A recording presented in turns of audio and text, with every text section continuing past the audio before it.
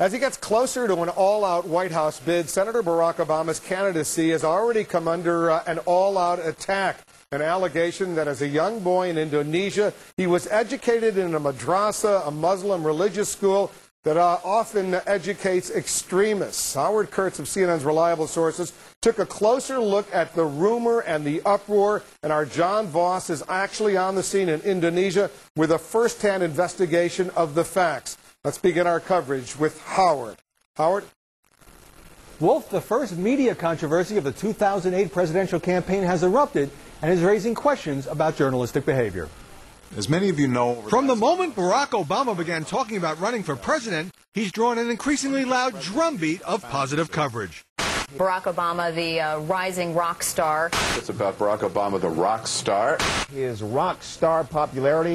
Barack Obama, greeted like a rock star. Huge crowds, literally, they would make a rock star envious.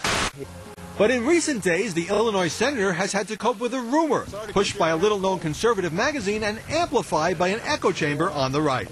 And the unsubstantiated article tries to blame the whole thing on Hillary Clinton. Insight magazine, which is owned by the conservative Washington Times, says Obama went to a madrasa, the type of Muslim religious school often associated with teaching the most fundamentalist form of Islam. The article also accused him of supposedly hiding that he was raised as a Muslim. An Obama spokesman calls the story, based entirely on unnamed sources, trash and completely false. Obama has already revealed in his 2 autobiographies that he spent 2 years at a predominantly Muslim school. This, by the way, when he was just 6 years old. The senator today is a Christian who belongs to a Chicago church. Insight also claims the madrasa allegation has been spread by researchers, quote, connected to Senator Clinton, again, without a single named source or document. A Clinton spokesman calls the piece an obvious right-wing hit job. The allegations got a big boost from Rupert Murdoch's media empire, with the New York Post running this headline, Osama Mudd flies at Obama. And Murdoch's Fox News channel touted the claims on 2 programs. The gloves are off. Hillary Clinton reported to be already digging up the dirt on Barack Obama. The New York senator has reportedly outed Obama's madrasa past. Let me begin. But as we now know, there is no madrasa past. Obama spokesman Robert Gibbs, who called Fox's broadcasting of the madrasa tale appallingly irresponsible, says he didn't think much of a clarification carried this morning on the program Fox and Friends. Fox News executive Bill Shine says some of the network's hosts were simply expressing their opinions and repeatedly cited Insight as the source of the allegations. Some conservatives say Obama should expect his personal life to come under journalistic scrutiny. I think the background on Obama, when all he's running on is his background, is fair game. If this thing is a lie or a smear, then it needs to be denounced and pelted from the public sphere for being an unfair and untrue allegation.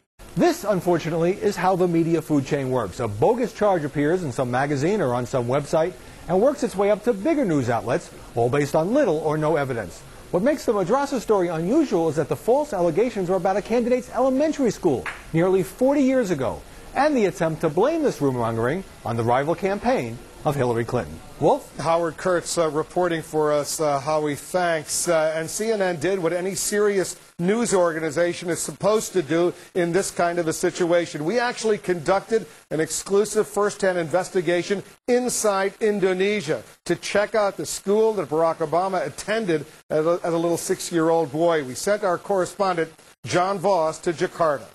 John? Wolf, I came here to Barack Obama's elementary school in Jakarta looking for what some have been calling an Islamic madrasa, like those that teach violence and hate in Pakistan and Afghanistan. Well, Wolf, I've been to madrasas in Pakistan, and this school is nothing like that.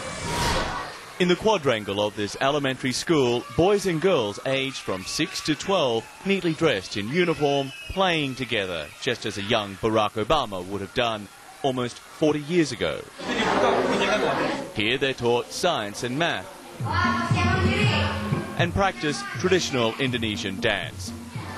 Basuki Elementary follows a national curriculum, just like it did in the 60s and 70s. Take a close look at Obama's teachers. Women and men, all in Western-style dress. There are religion classes once a week. Most of the 450 students are Muslim and are taught about Islam. The handful of Christians learned that Jesus is the Son of God. The deputy headmaster tells me he's unaware that his school has been labelled an Islamic madrasa by some in the United States, and bristles at the thought. This is a public school. We don't focus on religion, he told me. In our daily lives, we try to respect religion, but we don't give preference to one or the other. Bandung Winatjanto attended Basuki with Obama, who back then was known as Barry. They were in Boy Scouts together. And he says in all these years, not a lot has changed at his old elementary.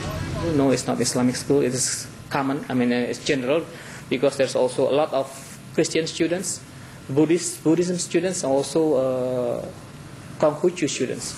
And Wolf, in almost every way, this school is typical of all state-run schools in Indonesia, except this is probably one of the wealthiest neighbourhoods in Jakarta. The US ambassador lives just up the road, and this school is probably better off than most.